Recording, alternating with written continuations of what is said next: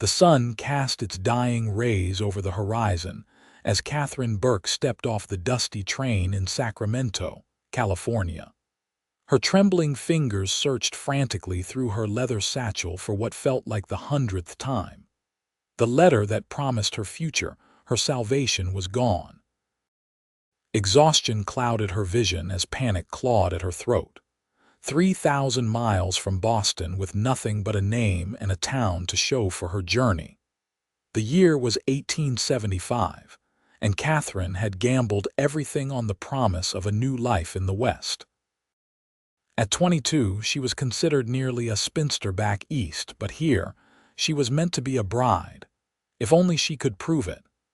"Last stop, Sacramento," the conductor called, his voice barely audible over the hissing steam of the locomotive.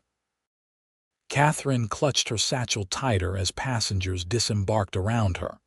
The platform bustled with activity, families reuniting, workers hauling cargo and merchants hawking their wares. But nobody was waiting for her. Nobody knew she was coming without that letter. "Miss, you planning on standing there till sundown?" The conductor's weathered face appeared beside her, concern etching his features. I seem to have misplaced something important," Katherine replied, trying to keep her voice steady. "My letter of promise from Mr. William Roberts. I'm to be his bride, you see." The conductor's expression softened. "Mail-order bride, eh? Well, I wish you luck, miss. Perhaps Mr. Roberts is waiting at the station." Hope flickered in Katherine's chest as she scanned the crowded platform. No one approached. No one called her name. With a deep breath, Katherine squared her shoulders and made her way toward the station house. Her blue traveling dress, the finest she owned, was wrinkled and stained from the long journey. Her boots, once polished to a shine, were now coated with a layer of dust. But she held her head high, refusing to let desperation show on her face. Inside the station, she approached the clerk, a thin man with spectacles perched on his nose. "Excuse me, sir. I'm looking for William Roberts. He's expecting me." The clerk barely glanced up from his ledger. "Roberts?" "Don't know any Roberts personally, madam. You might try asking at the Silver Dollar Saloon. Lot of men pass through there." Katherine blanched. A saloon was no place for a respectable woman. "Perhaps there's another way to look, lady," the clerk interrupted, finally meeting her gaze. "Sacramento's a big place now. Got nearly 20,000 souls. I can't know everyone." Defeated, Katherine thanked him and retreated to a wooden bench. Night was falling, and she had nowhere to go. The meager funds she'd saved for emergencies wouldn't last more than a few days at a boarding house. Without the letter proving William Roberts had sent for her, she was just another desperate woman in a town full of them. As the station emptied, Katherine remained, her mind racing through options that grew increasingly bleak. She could seek employment, but respectable positions for women were scarce. She could try to return east, but she had sold everything to come west. "Madam, station's closing for the night." Katherine looked up to see a young man sweeping the floor, keys jangling from his belt. "Is there a respectable boarding house nearby?" she asked, rising to her feet. The boy pointed down the street. "Mrs. Holloway's is 3 blocks that way. Tell her Jimmy sent you." With a grateful smile, Katherine gathered her belongings, one trunk and the satchel, and stepped out into the cooling evening air. The trunk was heavy, but she managed to drag it along the wooden sidewalk, determination fueling her strength. Sacramento was nothing like Boston. The buildings were newer but rougher, the streets wider but unpaved. Horses and wagons kicked up dust that hung in the air like a perpetual fog. Men outnumbered women significantly, and Katherine felt their eyes following her as she made her slow progress toward Mrs. Holloway's. She was nearly there when disaster struck. The worn handle of her trunk snapped, sending the trunk crashing to the ground. It burst open, spilling her modest belongings across the dirty street. Katherine fell to her knees, scrambling to gather her personal items before they could be trampled or stolen. Tears threatened, but she blinked them back fiercely.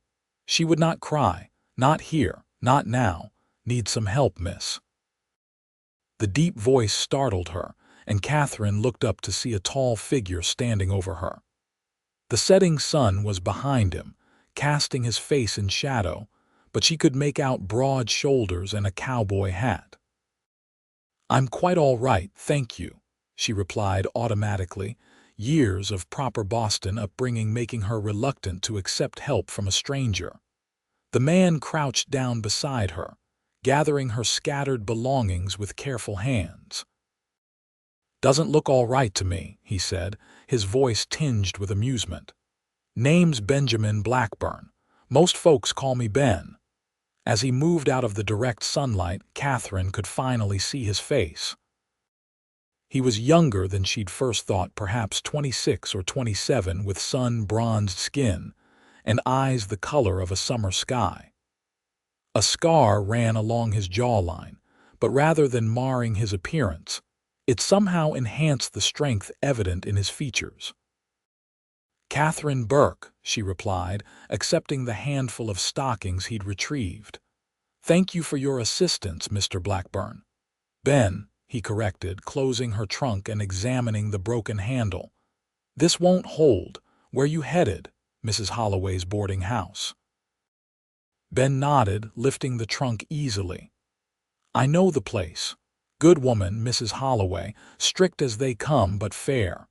Katherine hesitated, then fell into step beside him. Under normal circumstances, she would never have accepted help from a man she'd just met, but these were hardly normal circumstances. "You're new to Sacramento," Ben stated rather than asked. "Is it that obvious?" His laugh was warm and genuine. "The trunk's a giveaway. Plus, you look a bit shell-shocked. Most newcomers do." He glanced at her sideways. "What brings you all the way from Boston, is it?" Katherine stiffened. "How did you know?" "Your accent, subtle, but it's there." Ben shifted the trunk to his other hand. "Let me guess, you're here to teach school." "Sacramento's got a new schoolhouse, but last I heard they were still looking for a teacher." "No," Katherine said after a moment. I was to be married." Ben's stride faltered slightly. They had reached Mrs. Holloway's, a 3-story clapboard house with a small garden out front.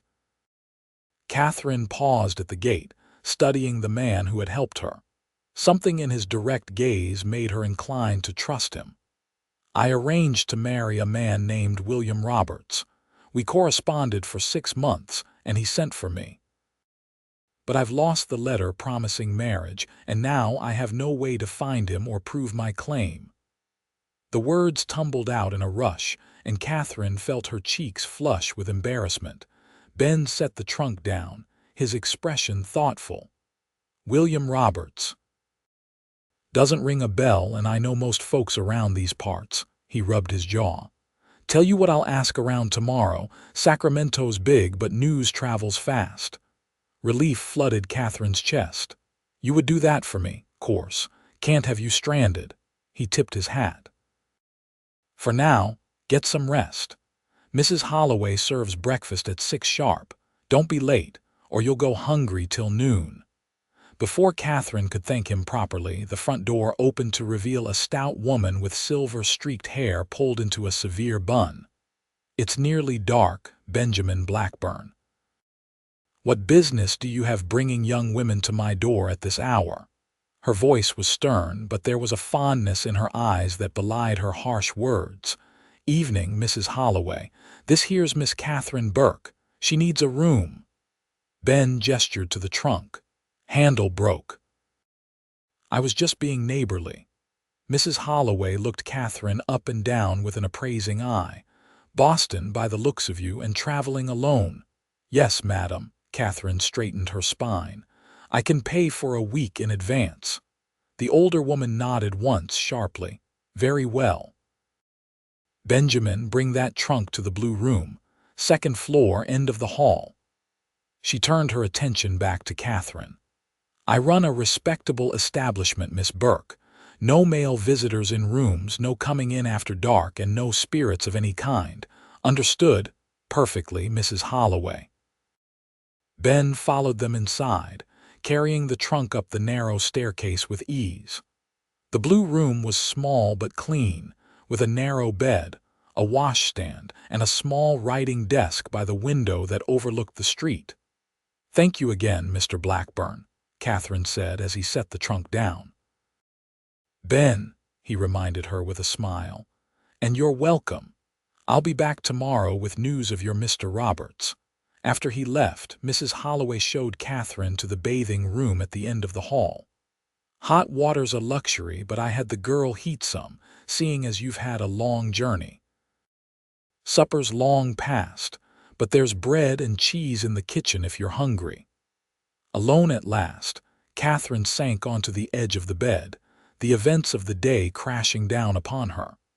The letter was gone, probably left on the train or dropped during one of the many stops along the way. Without it, she had no claim on William Roberts, no proof that she wasn't just another desperate woman making up stories. Katherine allowed herself 5 minutes of quiet tears before washing her face and changing into a fresh dress.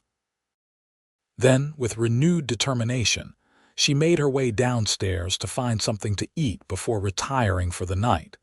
Tomorrow would bring solutions. It had to. Morning came with the sound of a bell clanging in the hallway.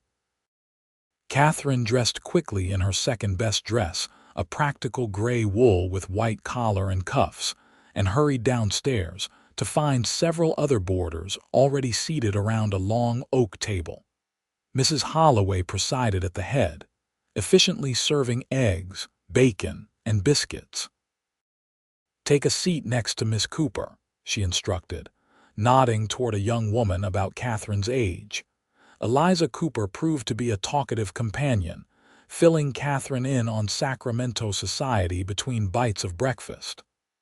"I'm a seamstress at Hanson's Mercantile," she explained. "Been here 2 years now. Came out from Philadelphia to live with my aunt after my parents died." "I'm sorry for your loss," Katherine said sincerely. Eliza shrugged. "It was consumption. Quick, at least, but enough about sad things. What brings you to Sacramento?" "You're much too refined to be looking for work in a place like this." Katherine hesitated, then decided honesty was best. "I came to marry a man named William Roberts. We've been corresponding and he sent for me, but I've lost his letter of promise." Eliza's eyes widened. "A mail-order bride." "How romantic." Then she frowned. "But William Roberts, I don't recall anyone by that name, and I know most everyone through the shop." Before Katherine could respond, the front door opened, and Ben Blackburn stepped into the dining room, removing his hat. "Morning, ladies. Mrs. Holloway." His eyes found Katherine immediately. "Benjamin Blackburn, this is a respectable dining room, not a saloon," Mrs. Holloway scolded, but she was already setting an extra plate. "Apologies, madam. Just wanted to catch Miss Burke before she started her day." Ben slid into the empty chair across from Katherine, nodding politely to Eliza. Katherine's heart raced. "Have you found something?" The flicker of concern in Ben's eyes told her the news wasn't good before he even spoke. "Asked around at the Silver Dollar last night. No one's heard of a William Roberts in these parts. Not in Sacramento, at least." The biscuit in Katherine's mouth turned to sawdust. She forced herself to swallow, acutely aware of the curious stares from the other boarders. "There's a Roberts family out near Folsom," Ben continued. "Might be worth checking." "Folsom? How far is that?" "About 20 miles east. I've got business that way tomorrow. Could take you if you'd like." Mrs. Holloway cleared her throat loudly.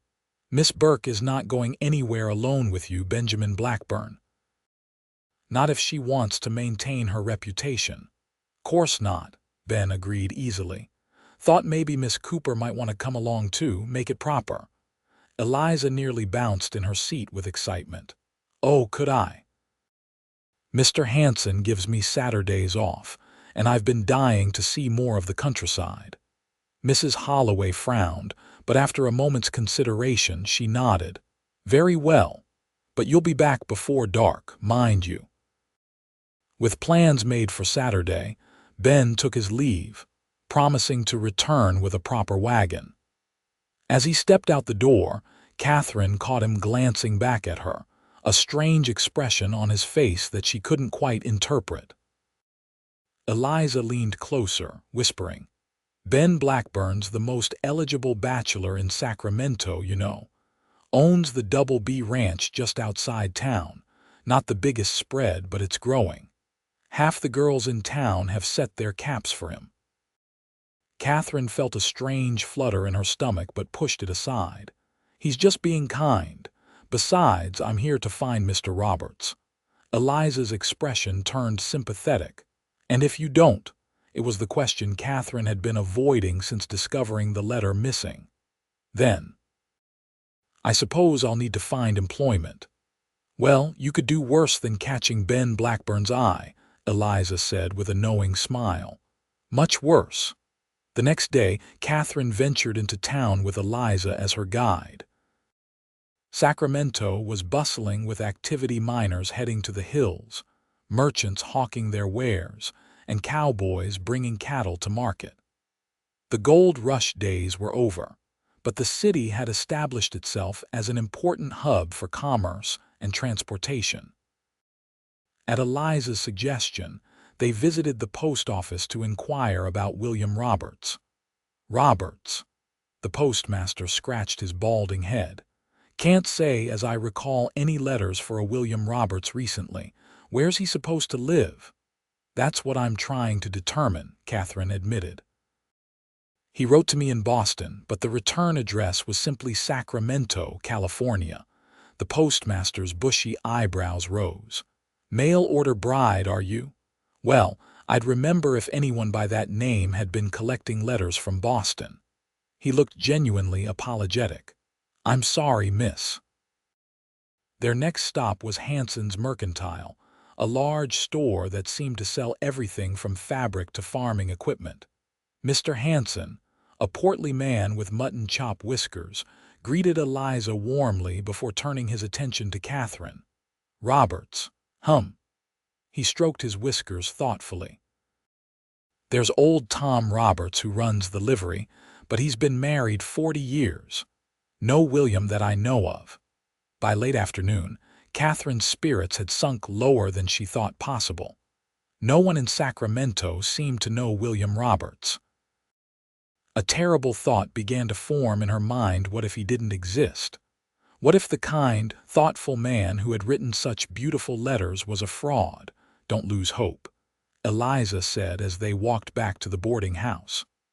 "There's still the Roberts family in Folsom. And if that doesn't pan out, well, Sacramento's growing. There's work for those willing to do it." That night, Katherine couldn't sleep. She sat by the window, staring out at the moonlit street below. Sacramento was nothing like she had imagined. The correspondence with William had painted a picture of a civilized town with opportunities for a comfortable life. The reality was rougher, dustier, and far more unpredictable. Yet, there was something compelling about it too, the energy of a place still finding its identity. The freedom from the rigid social structures of Boston. The possibility of reinvention. And then there was Ben Blackburn, with his easy smile and kind eyes. Katherine found herself wondering about him, why a successful rancher remained unmarried, why he had gone out of his way to help a stranger. What story lay behind the scar on his jaw? Saturday morning dawned clear and warm. Katherine chose her best day dress, a deep blue that brought out the color of her eyes, and pinned her honey blonde hair into a neat arrangement. If she was to meet the Roberts family, she wanted to make a good impression. Ben arrived promptly at 8, driving a well-maintained wagon pulled by 2 matching chestnut horses. He had traded his cowboy attire for clean trousers, a crisp white shirt, and a string tie. His hat was new-looking, and he'd trimmed his beard. The transformation made Catherine's breath catch. "Ladies," he greeted, helping first Catherine and then Eliza into the wagon. "Beautiful day for a drive." As they left Sacramento behind, the landscape opened up into rolling hills dotted with oak trees and the occasional homestead. Ben proved to be a knowledgeable guide, pointing out landmarks and sharing stories of the area's history. "Gold changed everything," he explained. "Before '49, this was mostly Mexican ranching land. Then the rush happened, and suddenly there were people everywhere. Most didn't find gold, but they stayed anyway. Good land for farming, raising cattle." "Is that how your family came to be here?" Catherine asked. Something flickered across Ben's face, a shadow of old pain quickly masked. "No, my father brought us west in '52. He was a doctor, looking for a fresh start after my mother died. Set up practice in Sacramento when it was still mostly tents and saloons." "Your father was a doctor," Catherine couldn't hide her surprise. "But you're a rancher." Ben's laugh held no bitterness. "Medicine wasn't for me. I prefer open skies and honest work you can see with your own eyes." Pa understood. "He helped me buy the first piece of land for the Double B before he passed 5 years back." "I'm sorry," Catherine said softly. "Life out here teaches you to make peace with loss," Ben replied, his gaze meeting hers briefly. Something unspoken passed between them, a recognition of shared understanding that made Catherine's heart beat a little faster. Folsom turned out to be a small settlement nestled along the American River. Once a bustling mining camp, it had settled into a quieter existence serving the surrounding farms and ranches. Ben pulled the wagon to a stop outside a general store. "Figure this is the best place to ask about the Roberts family." Inside, they found an elderly man arranging canned goods on a shelf. His rheumy eyes brightened at the sight of customers. "Well now, what can I do for you folks today?" Ben removed his hat. "Looking for a family named Roberts. Heard they might live around these parts." The old man's face crinkled in thought. "Roberts? Yes, that'd be John Roberts and his boys. Got a place about 3 miles north of here. Good folk. Lost the missus to fever a few years back." Hope surged in Catherine's chest. "Does John Roberts have a son named William?" "Billy." "Sure does. Eldest of the 3 boys. Good worker, that one. Keeps to himself mostly." Catherine's hands trembled with excitement. "Could you tell us how to find their farm?" The directions were simple enough. Follow the north road until it forked, then take the right path until they saw a weathered sign reading Roberts Farm. Ben thanked the storekeeper and guided the women back to the wagon. "Seems promising," he said as they set off, though Catherine noticed his smile didn't quite reach his eyes. The Roberts farm came into view after about 30 minutes of travel, a modest homestead with a small house, a barn, and fields of what looked like corn stretching toward the horizon. A tall, broad-shouldered man was chopping wood in the yard, while 2 younger men worked on a fence line nearby. As the wagon approached, the wood chopper set down his axe and walked toward them, wiping his hands on his trousers. He appeared to be in his late 20s, with sandy hair and a weathered face that had seen its share of sun and hard work. "Can I help you folks?" he called as Ben brought the wagon to a halt. Catherine's heart pounded. Could this be her William? "The man from the letters. Are you William Roberts?" she asked, unable to keep the tremor from her voice. The man's brow furrowed. "That's me. Do I know you?" Ben helped Catherine down from the wagon. She stood before William Roberts, searching his face for any sign of recognition or the warmth that had infused his letters. She found none. "My name is Katherine Burke, from Boston. We've been corresponding for the past 6 months, and you sent for me to be your bride." William's expression shifted from confusion to alarm. "Madam, I think there's been some mistake. I never wrote to any woman in Boston, never sent for a bride."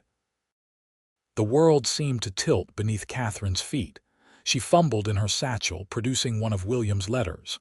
But these letters, they're signed William Roberts, Sacramento, California. William took the letter, scanning it quickly before handing it back. "This ain't my handwriting, madam. And I've never been to Sacramento except to sell crops. We get our mail through Folsom." Katherine felt Ben's hand at her elbow, steadying her. "Is your father home?" he asked William. "John Roberts." Pa's laid up with a bad back, but he'd tell you the same. "We don't know anything about any mail-order bride." By now, the other two Roberts brothers had approached, curiosity evident on their faces. They were younger, perhaps 18 and 20, with the same sandy hair and strong build as their older brother. "What's going on, Billy?" the younger one asked. "Nothing, Matty. These folks are just lost is all." William turned back to Katherine, his expression softening slightly. "I'm sorry for your trouble, madam, truly, but I can't help you." The ride back to Folsom was silent, Katherine too shocked and humiliated to speak. Someone had tricked her. Someone using William Roberts's name had lured her across the country with promises of marriage and a new life. But why? It wasn't until they stopped in Folsom for a late lunch that Eliza broached the subject. "It doesn't make sense. Why would someone pretend to be William Roberts?" Ben signaled the waitress for more coffee before answering. "Could be a cruel joke. Could be someone who changed their mind but didn't have the courage to say so. Or it could be someone trying to bring women west," Katherine said quietly. "There's a shortage of marriageable women. Perhaps someone thought to fill that need by any means necessary." Ben's jaw tightened. "If that's the case, they'll answer to me." The protective fury in his voice warmed something in Katherine's chest, even as despair threatened to overwhelm her. "It doesn't matter now. The fact remains that I'm 3,000 miles from home with no prospects and dwindling funds." "You have options," Ben insisted. "Sacramento's growing. A woman with your education could find respectable work." "As what? A teacher, a clerk, a seamstress?" Katherine shook her head. "I came west to build a life, not just survive." "Then build one," Ben said, his blue eyes intent on hers. "Just because William Roberts doesn't exist doesn't mean your future here can't." Katherine wanted to believe him. But as they drove back to Sacramento, the reality of her situation pressed down on her like a physical weight. She had 1 week's lodging paid for at Mrs. Holloway's. After that, she would be truly desperate. That evening, after a quiet dinner at the boarding house, Katherine retreated to her room. She spread William's letters on the small desk, reading them again by lamplight. The handwriting was neat and educated. The sentiments expressed were those of a kind, thoughtful man looking for a partner in life, not just a housekeeper or mother for future children. Had it all been a lie? Every word, every promise. A soft knock at her door startled her. She quickly gathered the letters, tucking them into the desk drawer before opening the door to find Mrs. Holloway. "May I come in, Miss Burke?" Katherine stepped aside, allowing the older woman to enter. "Miss Cooper told me about your situation," Mrs. Holloway said without preamble. "A despicable trick, if that's what it was." "Thank you for your concern, Mrs. Holloway." The landlady's stern face softened slightly. "I came to offer a proposition. I need help running this house, cooking, cleaning, managing the accounts. It's becoming too much for me alone. The position comes with room and board plus a small salary." Katherine blinked in surprise. "You'd hire me. You hardly know me." "I know enough. You carry yourself with dignity. You're educated, and Benjamin Blackburn vouches for you. That counts for something in this town." Mrs. Holloway straightened her already impeccable posture. "Think about it. Let me know by Monday." After she left, Katherine sat on the edge of her bed, mind racing. The position wasn't what she had dreamed of, but it would provide shelter and food while she determined her next steps. It was a lifeline when she most needed one. Yet a small voice inside her whispered that accepting meant giving up on the future she had imagined, a home of her own, a family, a true partnership. The very things William Roberts had promised in his letters. Sunday passed quietly. Katherine attended church with Mrs. Holloway and several other boarders, finding comfort in the familiar rituals even as she felt the curious stares of Sacramento's residents. News traveled fast in a town this size, and her story was evidently making the rounds. After the service, several women approached to introduce themselves, their sympathy genuine if somewhat curiosity-driven. Among them was Sarah Blackburn, Ben's younger sister, a pretty girl of about 19 with her brother's blue eyes and a more delicate version of his features. "Ben told me what happened," Sarah said, linking her arm through Katherine's as they walked back toward town. "It's absolutely awful, but I'm glad you're staying in Sacramento. You are staying, aren't you?" "I haven't decided," Katherine admitted. "Mrs. Holloway has offered me a position." Sarah's face lit up. "That's wonderful.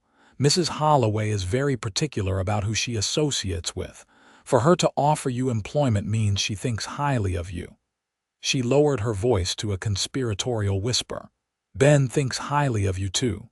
Katherine felt her cheeks warm. "Your brother has been very kind." "Kind. Ben's always kind, but he doesn't usually escort young ladies to Folsom or spend his evenings asking everyone in town about William Roberts." Sarah squeezed Katherine's arm. "Just between us, I've never seen him so taken with anyone." Before Katherine could formulate a response, they arrived at Mrs. Holloway's, where Ben himself was waiting on the porch, hat in hand. He stood as they approached, his smile warm. "There you are. Was beginning to think you'd forgotten our lunch engagement, Sarah." Sarah's eyes widened innocently. "Oh, was that today? I completely forgot, and I've already promised to help Mother with the mending." She turned to Katherine. "Perhaps Miss Burke could take my place. It would be a shame for the reservation to go to waste." Ben's expression showed a flash of surprise before settling into something more controlled. "If Miss Burke would like to join me, I'd be honored." Put on the spot, Katherine hesitated only briefly. "I would be delighted, Mr. Blackburn." Sarah beamed triumphantly before hurrying off, leaving Katherine alone with Ben. "My sister isn't known for her subtlety," Ben said with a rueful smile. "But I am planning to have lunch at the hotel dining room, and I'd welcome your company if you're truly interested, that is." There was something vulnerable in his question that touched Katherine deeply. "I am interested," she replied softly. The hotel dining room was the finest establishment in Sacramento, with white tablecloths, crystal glasses, and a menu that would not have been out of place in Boston. Ben ordered for both of them roast beef, potatoes, and fresh bread along with a bottle of wine. "To new beginnings," he said, raising his glass to hers. Katherine sipped the wine, studying Ben over the rim of her glass. In the elegant setting, he seemed both at ease and slightly uncomfortable, as if he didn't often indulge in such luxuries but knew how to behave when he did. "Mrs. Holloway offered me a position," she said as they began their meal, "as her assistant in running the boarding house." Ben nodded, his expression carefully neutral. "That's a good opportunity. Mrs. Holloway is well respected in town. I'm considering accepting." But Katherine smiled slightly. Ben had a way of reading her that was both unsettling and comforting, but it wasn't what I came west for. "What did you come west for, Katherine?" "Beyond marrying William Roberts." The direct question caught her off guard. "I wanted," She paused, gathering her thoughts. I wanted a partnership.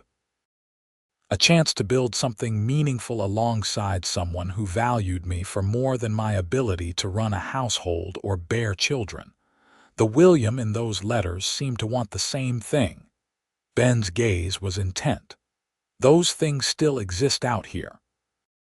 Just because one door closed doesn't mean others won't open. Perhaps, Katherine conceded, but trust isn't easy after deception. No, Ben agreed. It isn't.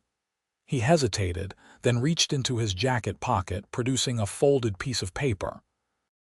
I had planned to give you this later, but now seems right. Katherine accepted the paper with a questioning look. Unfolding it, she found herself staring at a new letter, written in a bold, clear hand. Katherine Burke. I know I'm not the man you came west to find. I can't replace the promises made in those letters, but I can offer new ones. I promise to be honest always. I promise to value your mind as much as your heart. I promise to build something meaningful alongside you if you'll give me the chance. This isn't a proposal, we hardly know each other. But it is an invitation to discover if what we both seek might be found in each other. Respectfully, Benjamin Blackburn. Katherine looked up from the letter, her heart pounding. Ben, you lost your letter of promise, he said simply. I thought you deserved a new one, a real one. Emotion welled in Katherine's throat. I don't know what to say. You don't have to say anything now. Ben covered her hand with his. Just think about it. Take all the time you need. The rest of the lunch passed in conversation that flowed easily between them. Ben told her more about his ranch, his dreams of expanding, his love for the land.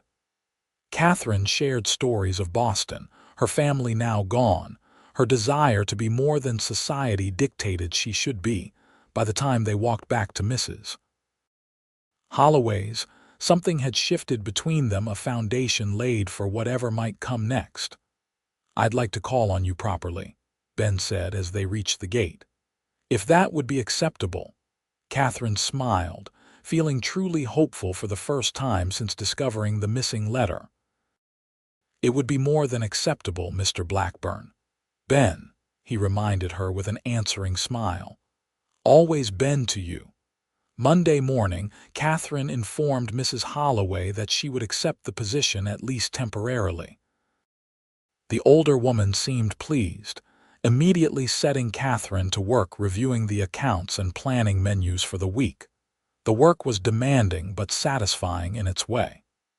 Katherine discovered she had a talent for organization and numbers, skills that Mrs. Holloway deeply appreciated. Within days, she had streamlined the boarding house operations and identified several areas where costs could be reduced without sacrificing quality. True to his word, Ben called on Katherine regularly. Sometimes they simply walked through town, getting to know each other.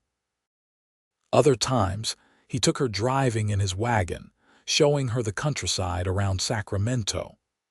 On one memorable occasion, he brought her to the Double B Ranch, where she met his foreman and the hands who worked the land. The ranch was smaller than Katherine had imagined but beautifully situated, with the Sierra Nevada mountains visible in the distance, and a clear creek running through the property. The main house was modest but solid, a two-story structure built of local timber with a wide porch wrapping around three sides. It needs a woman's touch, Ben admitted as he showed her through rooms furnished with bachelor simplicity. My sister helps when she can, but she's busy with her own life. Katherine could envision how the house might look with proper curtains, comfortable furniture, and personal touches. The thought both excited and frightened her. Was she already imagining a future here? October arrived, bringing cooler temperatures and changing leaves. Katherine had been in Sacramento for a month, her position at Mrs. Holloway's now secure, and her place in the community beginning to solidify. She had made friends beyond Eliza Sarah Blackburn, chief among them, and had even been invited to join the Ladies' Aid Society. Yet the mystery of William Roberts continued to nag at her. Who had written those letters? Who had lured her west under false pretenses? The answer came unexpectedly one afternoon as Katherine was shopping at Hanson's Mercantile. She was examining fabric for new curtains when a man's voice behind her made her freeze. "Katherine Burke, is that really you?" She turned slowly to find herself face to face with James Wilson, a man she had known in Boston, a man who had once proposed marriage to her and been rejected. "James," she managed, shock making her voice faint. "What are you doing in Sacramento?" James looked much as she remembered, tall, well-dressed, with carefully styled dark hair and a smile that never quite reached his eyes. "I could ask you the same question.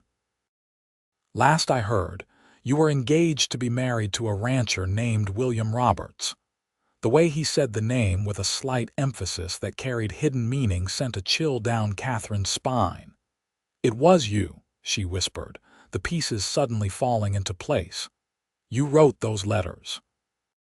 James's smile widened, revealing teeth too perfect to be natural. "Clever girl.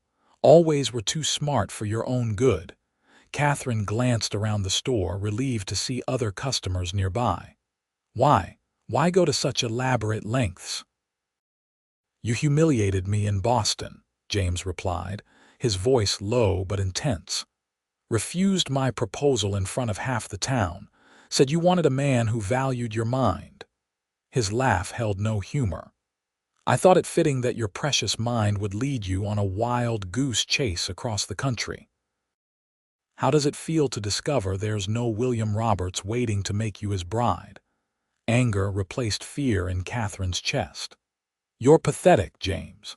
To harbor such resentment over a simple rejection, to spend months crafting a deception just to hurt me, it speaks volumes about your character." James's expression darkened. "Watch your tongue. You're alone in a strange town, Katherine. No family, no connections. Your reputation hangs by a thread. One word from me about your situation, and doors will close to you. Is there a problem here, Miss Burke?" Ben's voice, calm but carrying an unmistakable note of authority, cut through the tension. He moved to stand beside Katherine, his presence reassuring. "No problem," James replied smoothly, extending his hand. "James Wilson, an old friend of Katherine's from Boston." Ben ignored the offered hand.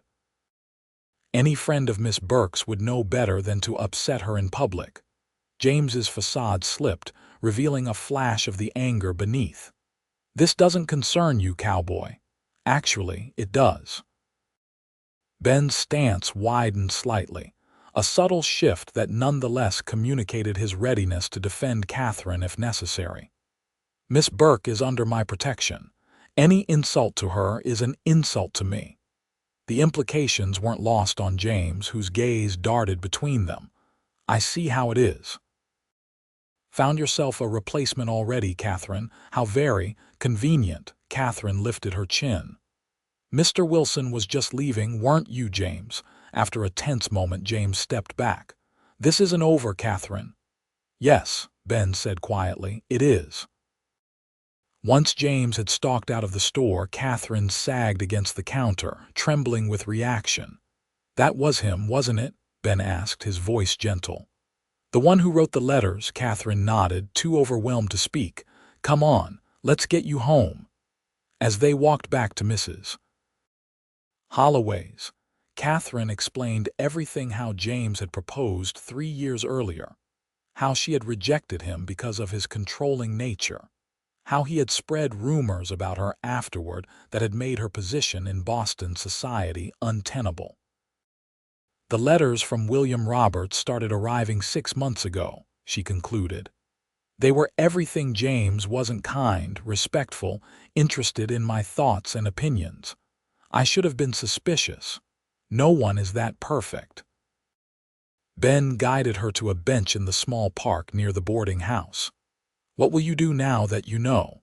Katherine took a deep breath, gathering herself. "Nothing has really changed. I already knew William Roberts wasn't real.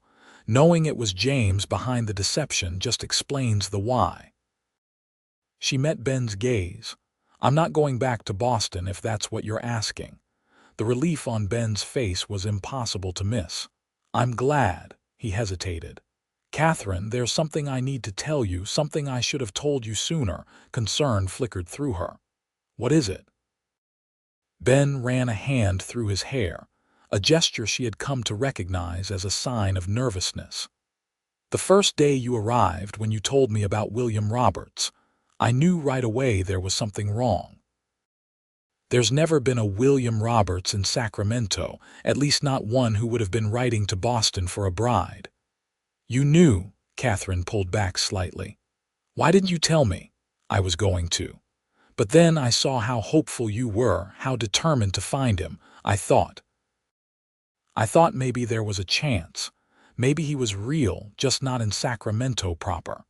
Ben's expression was open, vulnerable. "And selfishly, I wanted time to know you better. If I'd told you right away that your William Roberts probably didn't exist, would you have given me a chance?"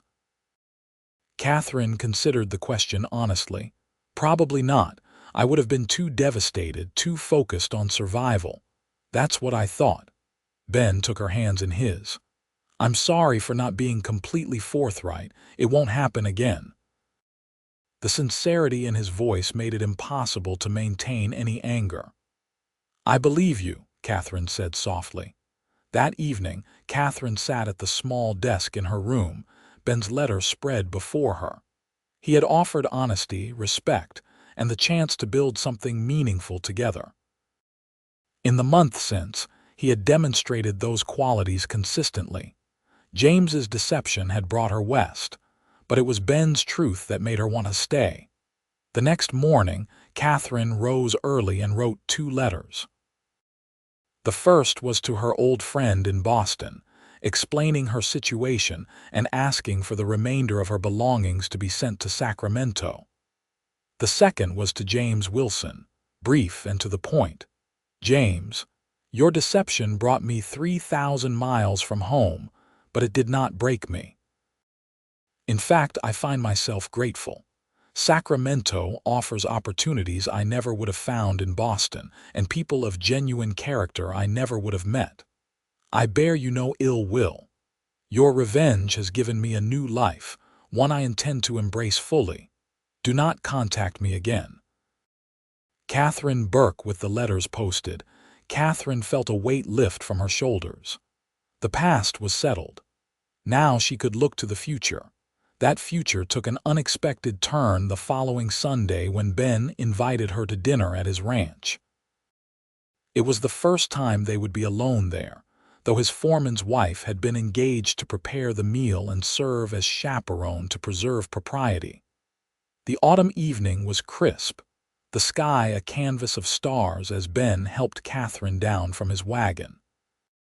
The ranch house glowed with lamplight, more welcoming than she remembered from her first visit. "I have a surprise for you," Ben said, leading her up the porch steps. Inside, Katherine stopped in amazement. The main room had been transformed. New curtains hung at the windows, a colorful rug covered the plank floor, and comfortable furniture had replaced the sparse pieces she remembered. "Ben, this is wonderful." She touched a cushion embroidered with wildflowers. "When did you do all this?" "Sarah helped," he admitted. "She's been after me for years to make this place more livable." He watched her expression closely. "Do you like it?" "I love it." The simple honesty of the words hung between them. Dinner was delicious roast chicken, fresh vegetables from the ranch's garden, and apple pie for dessert. Throughout the meal, Ben seemed distracted, answering her questions about ranch operations with unusual brevity. After the foreman's wife cleared the dishes and discreetly retreated to the kitchen, Ben led Katherine to the fireplace, where a cheerful blaze drove away the evening chill. "I have something else for you," he said, reaching into his pocket. "Another letter." Katherine accepted it with trembling fingers. This one was shorter than the first. "Katherine, The past month has shown me that what I suspected from our first meeting is true. You are the woman I've been waiting for without knowing I was waiting. You're strong in ways that have nothing to do with physical strength. You're kind without being weak. You're intelligent without being cold. You're everything I never knew I needed. I'm not William Roberts. I can't offer you flowery words or false promises. But I can offer you honesty, respect, and a love that grows stronger each day. If you'll have me, I want to build a life with you, not the life someone else imagined for you in deceptive letters, but one we create together, day by day. Will you marry me, Katherine Burke?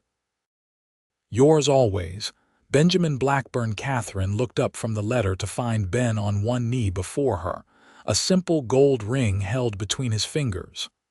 I know it's fast, he said, his voice rough with emotion. Too fast by Eastern standards. But out here, we learn to recognize what matters when we find it, and you, Katherine Burke, matter more to me than anything ever has. Tears blurred Katherine's vision. Ben, you don't have to answer now, he continued quickly. Take time, think it through. I don't want you to have any doubts. Katherine shook her head, smiling through her tears. I don't need time. I know my mind and heart. She held out her left hand. Yes, Benjamin Blackburn. Yes, I will marry you. Ben's face transformed with joy as he slipped the ring onto her finger. It fit perfectly, a simple gold band with a small diamond that caught the firelight. It was my mother's, he explained. Pa gave it to me before he died, said to save it for the right woman. It's beautiful, Katherine whispered. Perfect. Ben rose, drawing her into his arms. Their first kiss was tentative, gentle, a promise of tenderness to come. The second was deeper, a seal on the commitment they had just made. When they finally parted, Ben pressed his forehead to hers. I never thought I'd find you, he murmured. Never thought I'd find someone who fits me so well. I came west looking for William Roberts, Katherine replied. Instead, I found Ben Blackburn. I think I got the better bargain. They were married 2 weeks later in Sacramento's small church, with Mrs. Holloway, Eliza, and the entire Blackburn family in attendance. Sarah served as maid of honor, beaming with satisfaction at the match she had helped encourage. Katherine wore a new dress of pale blue silk, Ben's wedding gift with her mother's lace veil, and the pearl earrings that were her only inheritance. Ben looked handsome and somewhat uncomfortable in a new suit, his usually tanned face clean-shaven for the occasion. The ceremony was simple but meaningful, their vows spoken with clear conviction. As the minister pronounced them husband and wife, Katherine felt a sense of rightness that had eluded her all her life. This was where she belonged, not in Boston's drawing rooms, not in Mrs. Holloway's boarding house, but here, with this man who valued her exactly as she was. The reception was held at the Double B Ranch, now their shared home. Neighbors and townspeople came to celebrate, bringing gifts and well wishes for the couple many now called Sacramento's most romantic story. James Wilson was nowhere to be seen, having left town shortly after his confrontation with Katherine and Ben. Rumor had it he'd headed back east, his revenge plot thwarted by the very happiness it had inadvertently created. As sunset painted the sky in shades of gold and rose, Ben led Katherine away from the celebration to the crest of a small hill overlooking the ranch. "What do you see?" he asked, his arm around her waist. Katherine surveyed the land spread before them, the sturdy house with smoke curling from its chimney, the barn and corrals where cattle and horses grazed, the fields lying fallow for winter, and beyond, the endless promise of the West. "I see our future," she answered. "Our home." Ben's kiss tasted of champagne and joy. "Welcome home, Mrs. Blackburn." 5 years passed, bringing changes both expected and surprising. The Double B Ranch prospered under their joint management, Katherine's head for business complementing Ben's knowledge of cattle and land. They expanded, buying adjacent properties when they came available, until the Double B was one of the largest spreads in Sacramento County. Their family grew as well. William Benjamin Blackburn arrived a year after their wedding, a sturdy boy with his father's blue eyes and his mother's determined spirit. Emma Katherine followed 2 years later, a dark-haired beauty who wrapped her father around her tiny finger from her first breath. The ranch house expanded with the family new rooms added, the kitchen enlarged, a proper library established for Katherine's growing collection of books. It became a center for community gatherings, holiday celebrations, and Sunday dinners that often included Mrs. Holloway, now retired but still formidable, and the Blackburn clan. On their 5th anniversary, after the children were asleep and the house quiet, Ben presented Katherine with another letter, a tradition he had maintained on every birthday, anniversary, and Christmas since their engagement. My beloved Katherine, 5 years ago today, you made me the happiest of men. You trusted me with your heart when trust didn't come easily. You built a life with me that exceeds any dream I might have had. I watch you with our children, with our ranch hands, with the community that respects you so deeply, and I am in awe of the woman you are. Strong, compassionate, brilliant, beautiful, all words that describe you, yet somehow fall short. The mail-order bride who lost her letter of promise found something better, a real promise, kept every day in large and small ways. I will continue keeping that promise for all the days we have together. Forever yours.